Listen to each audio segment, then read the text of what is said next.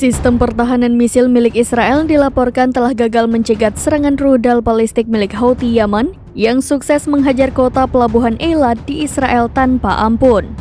Tidak ada korban jiwa dalam insiden tersebut, namun IDF mengatakan pihaknya sedang menyelidiki mengapa sistem pertahanan misil Israel bisa gagal mencegat rudal jelajah tersebut.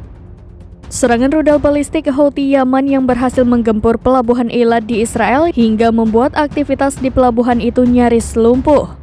Pasukan pendudukan Israel mengakui bahwa sejumlah permukiman yang ada di dekat pelabuhan Eilat hancur akibat dihantam sebuah rudal jelajah yang datang dari arah Laut Merah.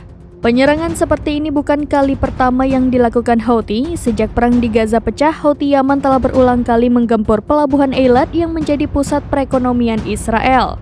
Houthi juga telah menyerang kapal-kapal milik perusahaan Israel dan para sekutunya yang melintas di Laut Merah. Imbas dari serangan kelompok bersenjata Houthi Yaman pro-Palestina itu, pelabuhan Eilat yang merupakan satu-satunya terminal kargo andalan Israel di Laut Merah mengalami kerugian besar. Pejabat Houthi beranggapan penyerangan yang mereka lakukan adalah bentuk protes atas agresi Israel di Gaza Palestina yang telah menewaskan lebih dari 31.000 jiwa. Download Tribun X sekarang, menghadirkan lokal menjadi Indonesia.